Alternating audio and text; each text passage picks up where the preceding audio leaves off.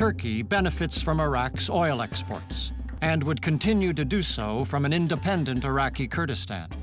But it does not want its own Kurdish regions to secede. I don't think that the Turkish government would have any objection to there being an Iraqi Kurdistan, an independent Iraqi Kurdistan. Where they don't want to see an independent Kurdistan is in Syria and in Turkey. Turkey has its own Kurdish population, and sometimes the relationship between Ankara and the Kurds in Turkey is very good, very positive, and sometimes terrible. Over the past decade, we saw many very positive steps. The Kurdish language was decriminalized, and the HDP, the Kurdish political party in Turkey, did very well in the June 2015 elections and got 13% of the vote.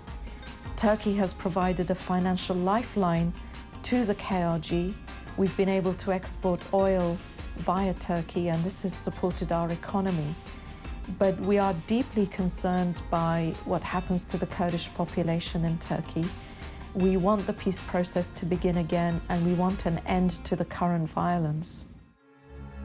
Turkey has bombed parts of northern Iraq in attacks against the PKK, a Kurdish militant group from Turkey fighting for an independent Kurdistan.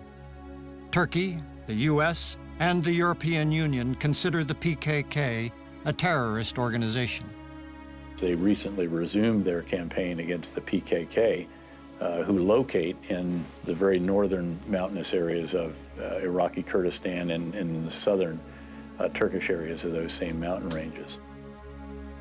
The mountains on the border between Iraq and Turkey are quite significant because that's where the Kurdistan Workers' Party, the guerrilla army founded in 1978 by Abdullah Öcalan, a Turkish Kurd, that's where they have had their headquarters for the past over 10 years, I think. Iran, too, wants to maintain its territorial integrity. Iranian President Hassan Rouhani has recently signaled a willingness to talk to Iranian Kurdish leaders about their concerns, a shift from more repressive policies of the past. The Iranian government has made concessions to its Kurdish population that other governments haven't or have taken longer to allow language rights, for instance. The Iraqi Kurds were to declare independence, it would set off a reverberation among the Syrian Kurds, the Turkish Kurds, and most importantly, the Iranian Kurds. Iranian Kurds are the second largest non-Persian minority in Iran, and they are very restive. They don't like the government in Tehran.